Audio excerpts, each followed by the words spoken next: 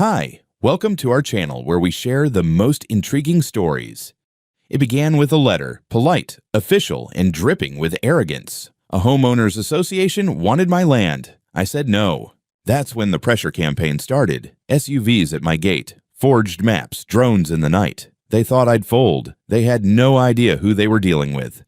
It started like a slow drip, harmless at first, barely noticeable. A letter in the mailbox, thick stock, gold trim, and a logo that practically screamed self-importance. Silver Canyon's Homeowners Association. I remember chuckling as I opened it, thinking it was some mass mailer garbage. Instead, it was a formal proposal to purchase my land, complete with language like community alignment, long-term vision, and the kicker, fair market value compensation for integration. Integration into what? Their sterile canyon suburb full of identical clay-colored McMansions and passive-aggressive mailbox flags. My name is Bradlyn Stone. I'm 42, retired military investigator, and currently a professor of constitutional law at a local university just outside Scottsdale. I own a 4-acre property that backs up to a ridgeline the HOA calls unincorporated visual obstruction. My house isn't part of Silver Canyon's. In fact, it's older than Silver Canyon's. Hell, my land patent has Abraham Lincoln's name on it. And that's not even a joke. My great-great-grandfather homesteaded here. The house I live in now, I built it myself. Post-discharge therapy, nail by nail. I wasn't interested in their vision. I sent back a courteous rejection, including a certified letter with a scanned copy of my deed, parcel registration, GPS-marked survey, and notarized confirmation from the county assessor's office stating that my land was not and never had been part of Silver Canyon's. I even highlighted a fun little line in the zoning history, independently governed parcel, exempt from annexation without owner consent. That should have been the end of it, but the drip kept dripping. 2 weeks later, I received another envelope.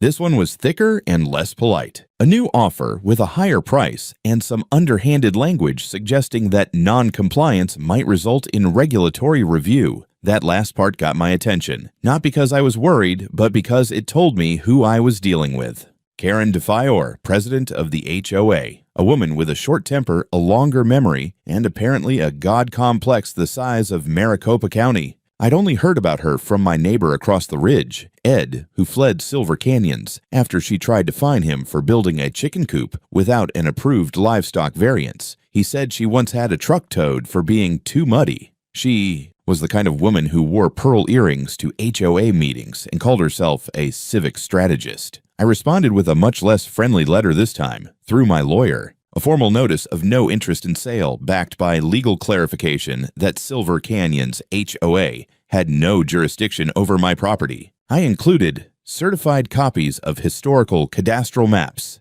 an affidavit from a licensed surveyor, a cease and desist clause regarding future unsolicited contact. I even signed it myself in red pen just to make it memorable. The very next day, someone left a flyer taped to my gate. It wasn't HOA branded. It looked like it had been printed in someone's garage, but it read, "Join our community vision. Stoneview Villas coming soon." There was a crude sketch of my land with tiny villas drawn on top of my porch. I stood there holding the paper like it was a ransom note. The gall wasn't even subtle anymore. It was cartoonish.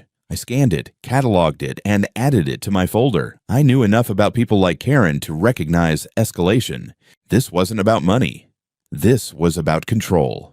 The following Monday, a black SUV idled at the edge of my private drive for 10 minutes. The windows were tinted, but I counted 3 figures inside. They didn't get out. Just sat there facing the gate like they were casing the place. I walked out onto my porch in full view, holding my phone like a weapon. They left. That afternoon, I installed a new set of trail cameras with cellular upload and bought a second floodlight for the rear approach path. Not because I was scared, because I've dealt with people who like to play games around property lines. And if there's one thing I hate more than being watched, it's being watched by amateurs. The silence lasted 4 days. On the 5th, I received an email from the HOA's legal firm, a bunch of hungry real estate lawyers who referred to my home as a legacy-locked parcel hindering modern expansion. The tone was clear: get in line or get steamrolled.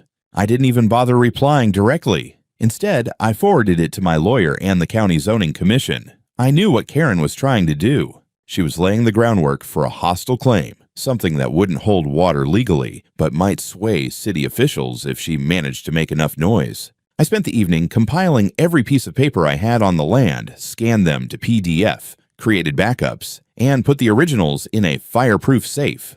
I wasn't just playing defense anymore. I was drawing a line in red ink and framing it in steel. And somewhere, I knew Karen was already planning her next move. It was a Friday morning, just past 10, and the sun was already baking the gravel in front of my gate into something that looked and felt like broken glass. I was on the back porch with a cup of strong coffee reviewing student essays when I saw the first vehicle, a white Cadillac SUV with chrome rims and a Silver Canyon's HOA decal in the corner of the windshield, turned off the paved road and pulled up just outside my fence line. That would have been enough to annoy me, but then came the second vehicle, and the third. By the time the fourth arrived, a black Escalade with two bulky men in matching polo shirts, I'd already stood up, dumped the coffee, and walked inside to grab my phone and GoPro. When I came back out, they were setting up like they were running a roadside lemonade stand. One guy unfolded a camping chair and planted it squarely in front of my keypad box.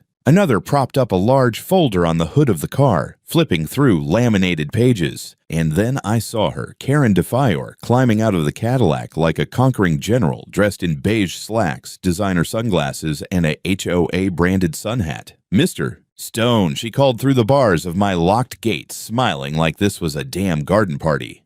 "We'd like to speak with you." I didn't answer. I kept walking, slow and deliberate, and propped the GoPro up on a post facing them.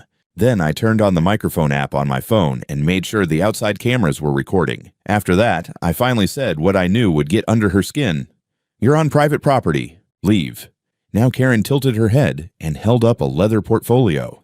"This is an official negotiation request. You've received several notices. This is your opportunity to make a smart decision." Behind her, one of the men crossed his arms and took a slow step forward, right up to the line where my gravel met the public easement. His stance screamed intimidation. I recognized it instantly. You don't spend 15 years dealing with cartel couriers and military defectors without learning to read the weight in a man's hips. "6 people on my gate?" I said. "For a conversation."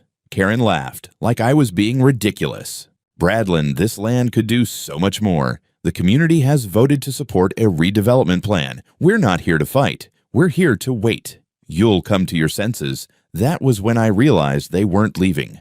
Not in an hour. Not that day. They had folding chairs, umbrellas, clipboards, even a damn cooler. One of the board members pulled out a sandwich. They were planning a full occupation at the edge of my property. At exactly 10:36 a.m., I dialed the sheriff's office and calmly explained that a group of individuals claiming HOA authority were stationed at my private entrance and refusing to leave.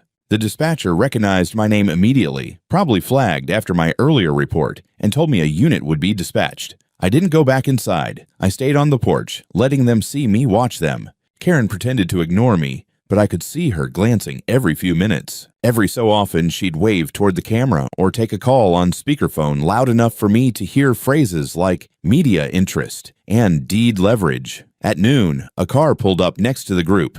A young man with a shoulder-mounted DSLR got out and started filming Karen as she gave what sounded suspiciously like a press statement. I couldn't hear every word, but I caught enough. "Waiting for Mr. Stone to do what's right for the neighborhood. He's holding out against progress. We're here in good faith."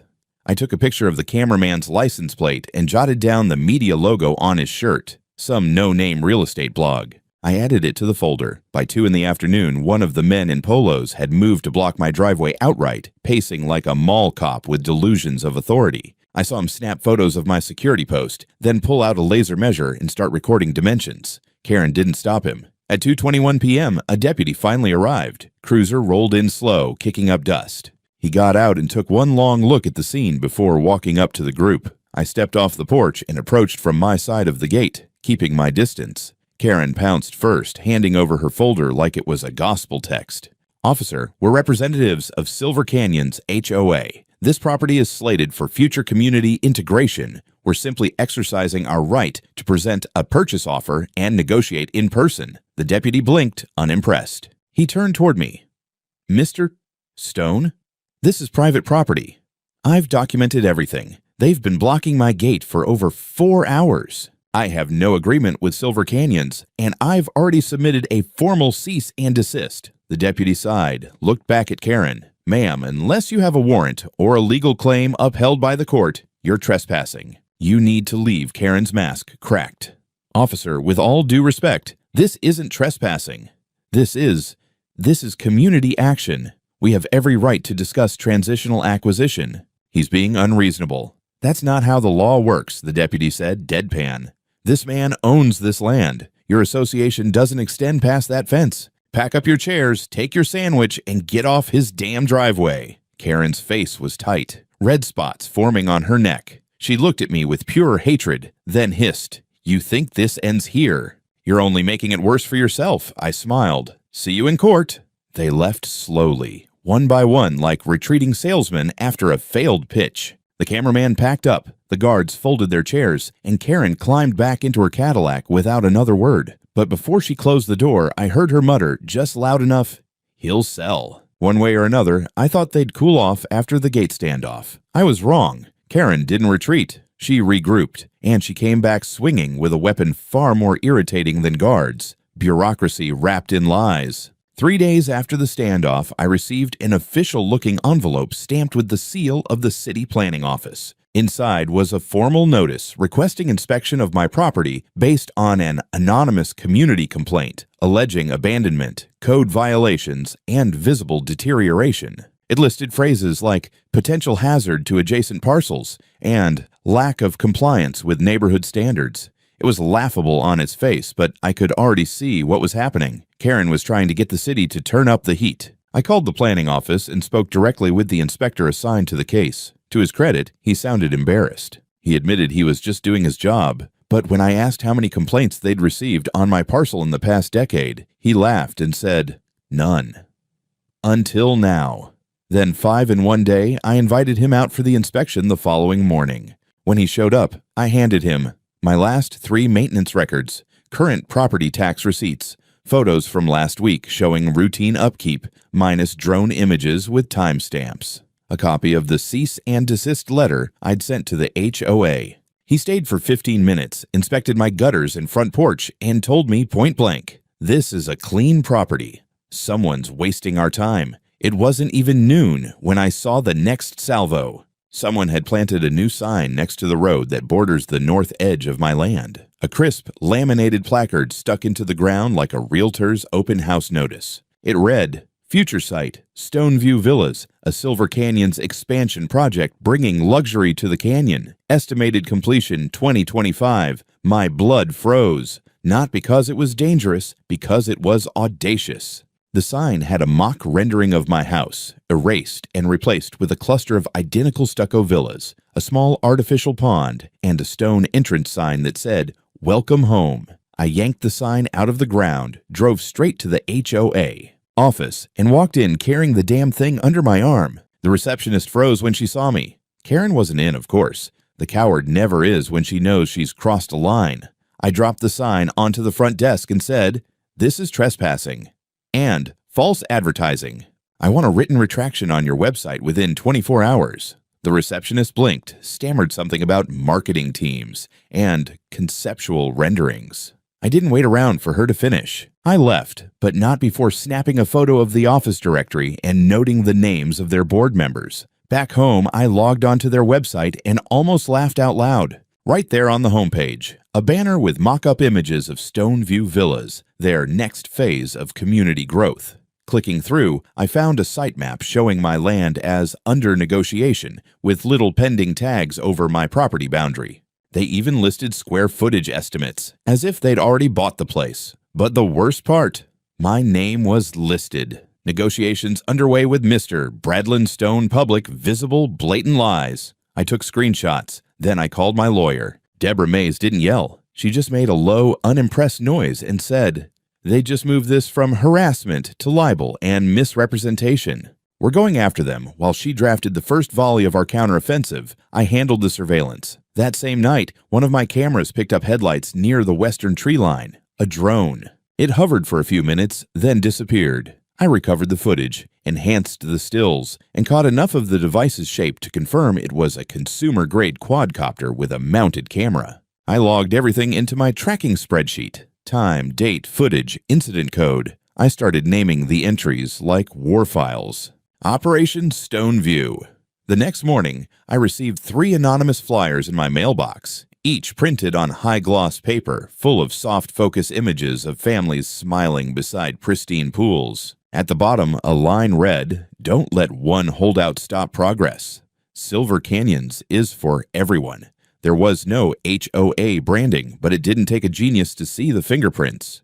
I added them to the evidence log and started wondering what Karen's endgame was. Did she think this was some kind of siege? That she could harass me into submission with paperwork, propaganda, and signs? She didn't know who she was playing with. I spent that day doing 2 things. First, I went to the county recorder's office and pulled every plat map, parcel deed, and annexation record related to Silver Canyons. Second, I filed a formal complaint with the Arizona Department of Real Estate. I included the website screenshots, the roadside sign, and a printed copy of the inspection report declaring my property in excellent maintained condition. At midnight, a strange email arrived in my inbox from an unrecognized address. The subject line read, "Final offer. Let's not make this personal, no message body, just an attached PDF."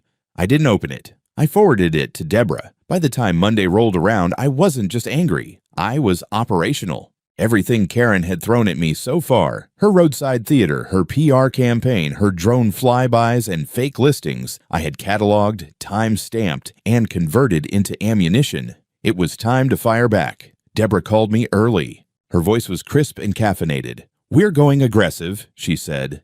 "No half measures. I'm filing a civil lawsuit against Silver Canyons HOA and Karen DeFior personally. I didn't ask what for. I already knew."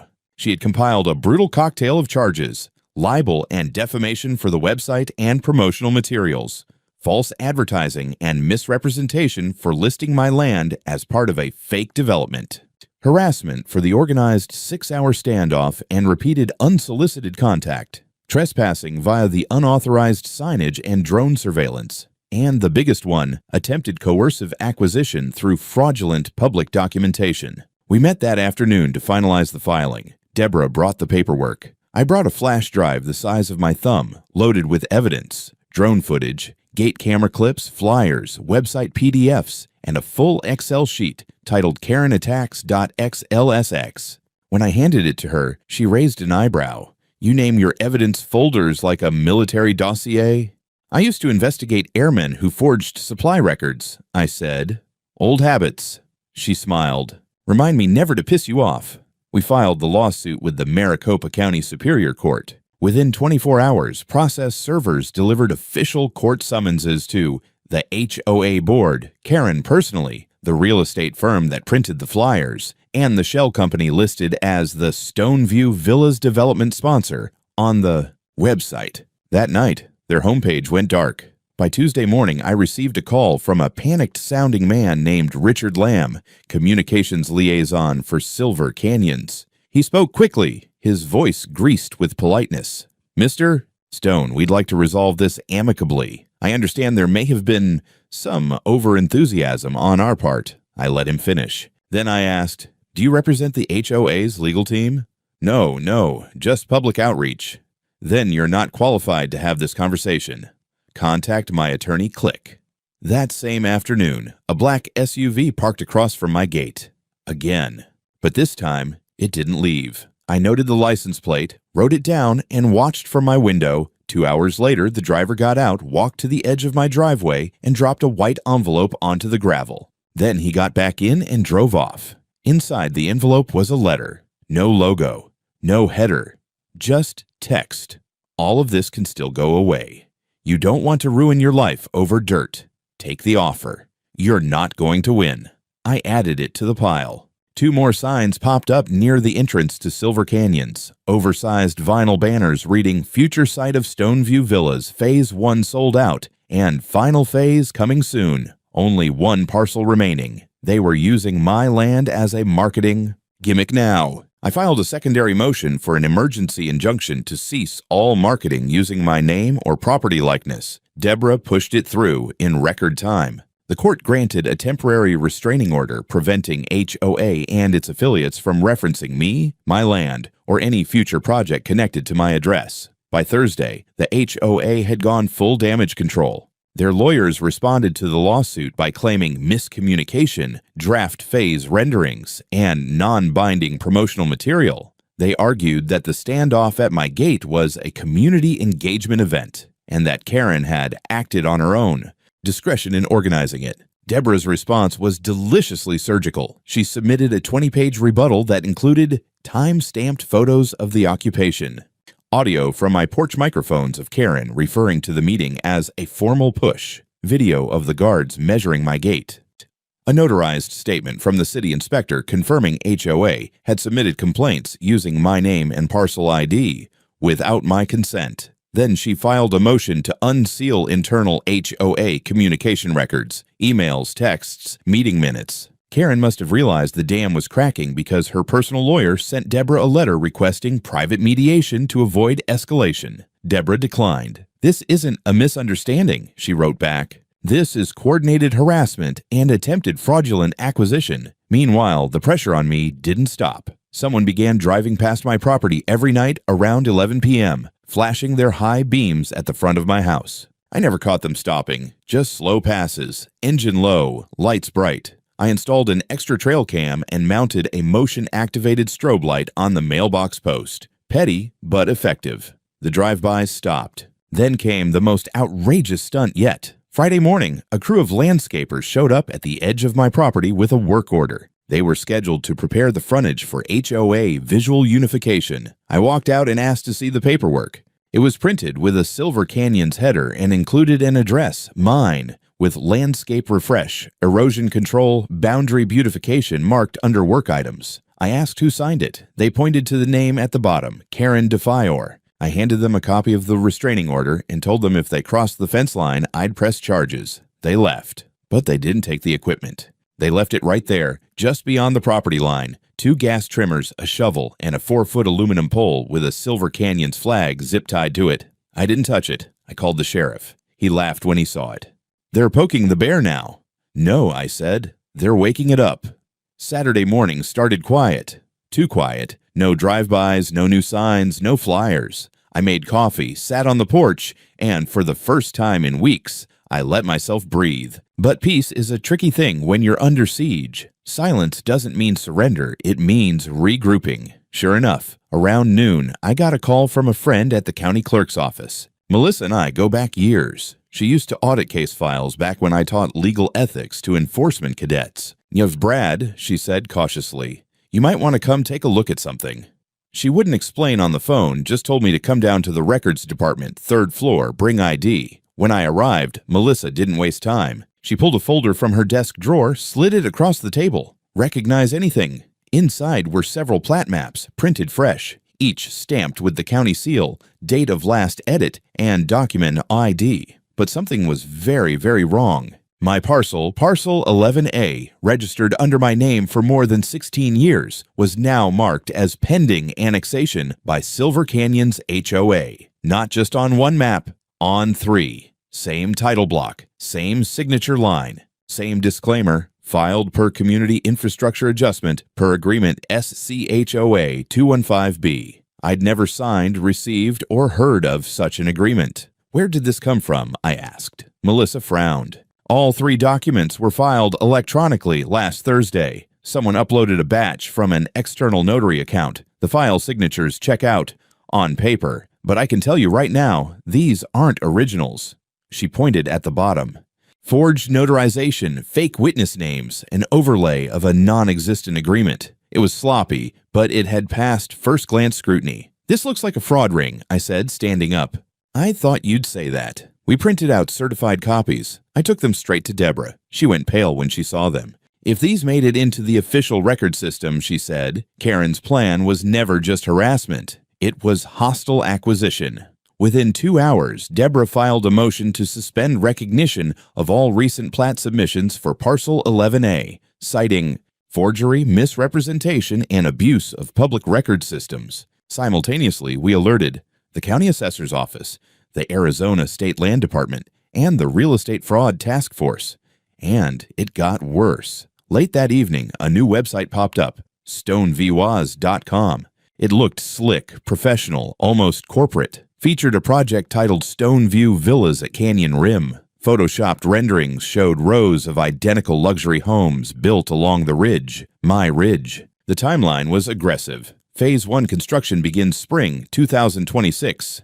I clicked on the contact page. At the bottom, managed by Defior Group LLC. That was it. No hiding behind HOA this time. Karen had formed a private development company and used it to file false plats, create fraudulent digital assets, and pass off my land as part of a pending expansion. She thought changing the wrapper would protect her from liability. She thought wrong. I pulled the domain registration. It had been purchased using a shell registrar routed through Nevada. Typical move to muddy ownership trails. But the contact email? A familiar one. Karen.d@silvercanyons.org. Deborah added that to the existing defamation claim. Now the lawsuit included wire fraud, fraudulent land annexation filings, and creation of deceptive public-facing media with intent to coerce sale. The next day, we received word that the court had approved expedited review of the forged plat maps, and a temporary stay on all transactions involving Parcel 11A was now in place.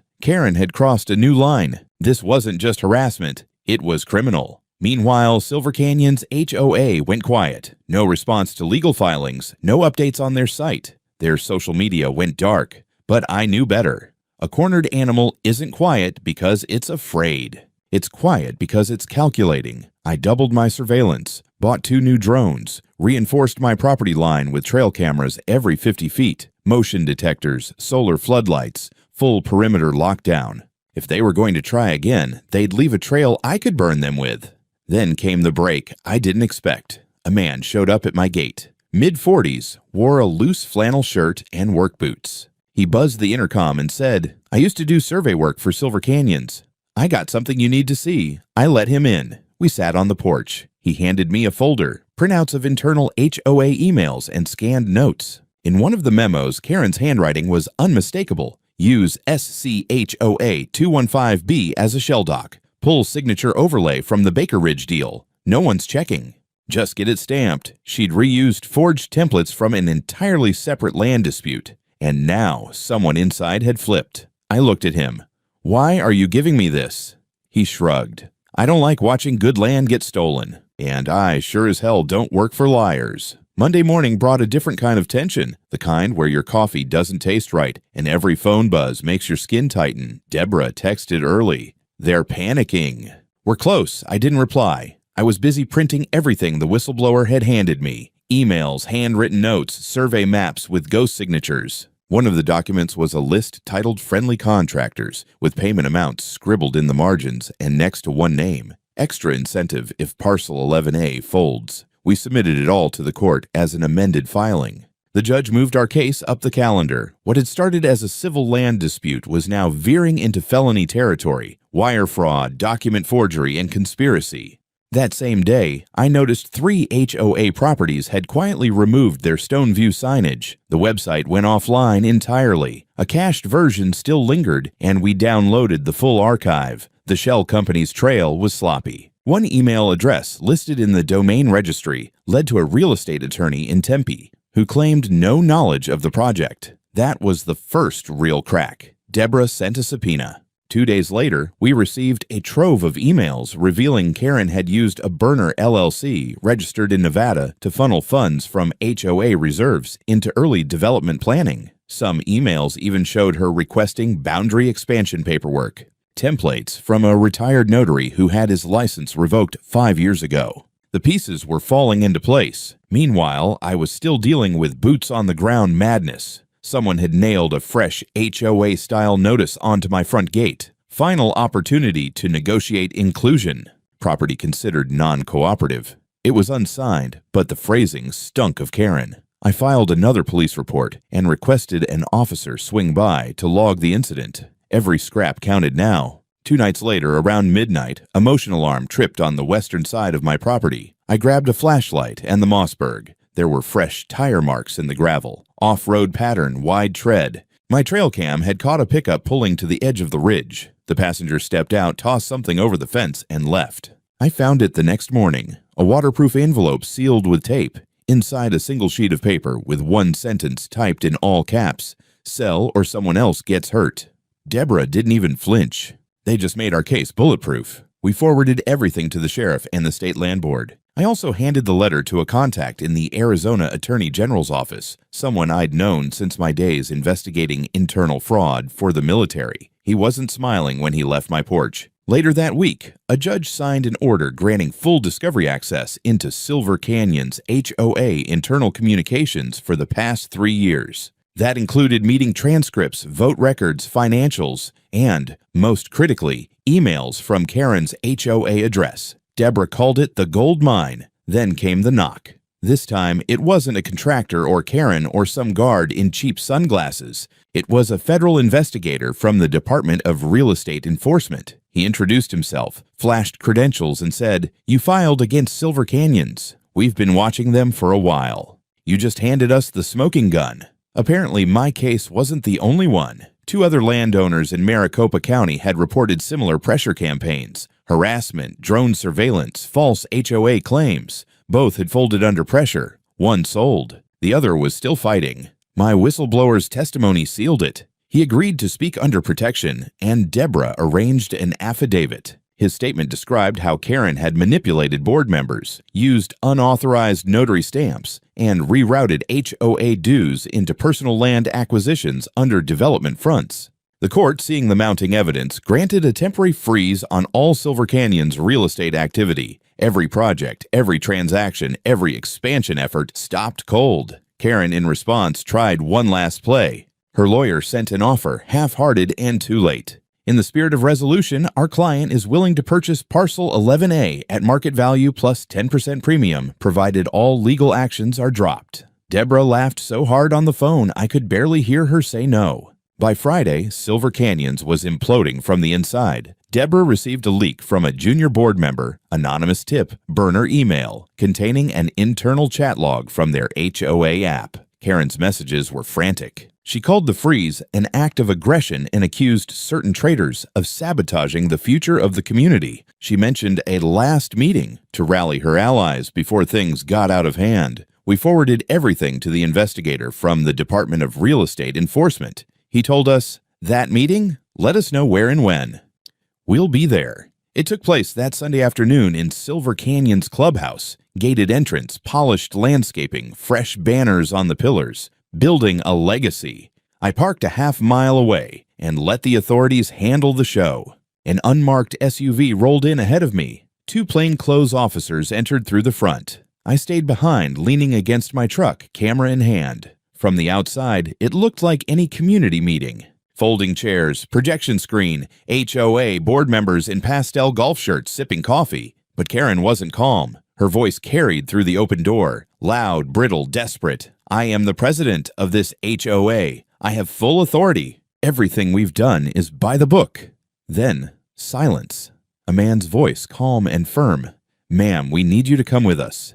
We have a warrant." The next few minutes played out in slow motion. Karen tried to stand her ground. She shoved a binder toward one of the officers, pointing at it as if she could shout the indictment away. She even tried appealing to the crowd. Tell them we voted." But no one spoke. Not a single board member backed her up. Some looked away. One woman actually slid her chair back and stood, arms crossed, lips tight. They placed Karen in cuffs right there, in front of the HOA seal she'd probably commissioned herself. The agents let her out, ignoring her shouts of fraud, political hit, and, my personal favorite, "This is my community." The news broke by evening. HOA president arrested for land fraud scheme in Maricopa County. The headline ran with a photo someone inside the meeting had snapped. Karen mid-shout, pointing with a shaking hand, 2 agents at her side. Deborah forwarded me the article with one line. "We won't need a closing argument. The press is doing it for us." The next few days were a blur of press calls, legal filings, and stunned silence from Silver Canyons. Their website replaced the homepage with a generic, "We are undergoing administrative review" banner. Karen's name was removed from all listings. But the most satisfying moment came when I received an official notification from the county recorder's office. All falsified maps had been voided. Parcel 11A was now flagged as permanently exempt from HOA jurisdiction per judicial order. Deborah had pushed for that clause. A few days later, I gave a short statement outside the courthouse. Reporters swarmed, cameras rolled, microphones thrust forward. One asked, "What would you say to Karen if she were watching right now?" I didn't hesitate. I'd say, some people build fences, others build empires. Karen tried both and ended up behind the wrong one. The clip went viral. Silver Canyons held an emergency vote to dissolve the current board. Several other members resigned before being subpoenaed. The Arizona Attorney General announced a broader investigation into HOA abuse across the state. Apparently, Karen was only the beginning. As for me, I went home. Deborah brought over a bottle of rye and toasted to ethical land use and the last honest parcel in Maricopa County. We sat on my porch under the canyon stars, and for the first time in weeks, the land was quiet. No threats, no letters, no guards, just silence and the electric hum of newly installed motion sensors along the ridge, blinking green. The weeks that followed were quieter, but not uneventful. In the legal world, silence is just the sound of wheels turning behind doors. Deborah called it the fallout phase, where the real damage reveals itself after the explosion. For Karen, that meant multiple felony indictments, including harassment, conspiracy to commit real estate fraud, unauthorized use of municipal stamps, and falsification of land records. Her bond hearing was denied. The judge said she posed a continued threat to private property rights. Silver Canyons, HOA, once the pride of the Scottsdale corridor, collapsed under its own weight. A county-appointed administrator took over what remained of the board, and by the end of the quarter, nearly a dozen resignations had come in. Members who had followed Karen blindly were now falling over themselves to distance their names from hers. Some even sent letters of apology to me. Neighbors I'd never spoken to before approached me at the feed store or the post office, mumbling some version of, "Didn't realize how bad it was," or, "She told us you were being difficult." I nodded, accepted the apologies, but didn't offer much in return. I wasn't in the mood to forgive, not yet. My land, however, was finally at peace. I installed new reinforced gates at both entrances, steel-framed, key-coded, with LPR cameras linked to a cloud system and the county sheriff's office. Deborah helped me file a civil protection order that made it illegal for any HOA member, former or current, to approach my boundary line without express permission. Violations would carry fines. I posted new signs, too. Big, clean, and impossible to miss. Private property. No HOA access. No negotiation. No exceptions. Trespassers will be prosecuted. And then, finally, I exhaled. I got back to work, both at the university and on the land. I repaired the south fence myself, laid new gravel on the drive, even started sketching plans for a greenhouse. That old corner of the lot, where Karen had once gestured toward her imaginary luxury villas, was now slated for tomatoes and bell peppers. Reporters kept calling. The story had gone viral in the HOA reform community. Yes, that's a thing. And there were podcasts, blogs, and even a Netflix documentary in early talks. I declined all the flashy interviews, gave one quiet statement to a local station. Just enough to put the record straight. This house was built by my hands. It stands on land deeded before Silver Canyons existed. It is not for sale. Not today, not tomorrow. And certainly not to anyone who thinks community means conquest. They aired it the next night with dramatic music and a slow pan of my canyon view. Whatever. I didn't ask for a soundbite. I just wanted the harassment to stop. And now it had. I still keep the letter they threw over my fence. The one that said, "Sell or someone else gets hurt." It's pinned to the inside of my workshop door, next to the copy of the court ruling that voided Karen's maps. Every time I grab a tool, I see both. One is a threat, the other is a promise kept. And if you ever drive down the back road into the ridge and see a house with a steel gate, a motion sensor clicking softly in the dusk, and a no HOA access sign gleaming in the Arizona sun, you'll know whose it is. Mine. Always was. Always will be.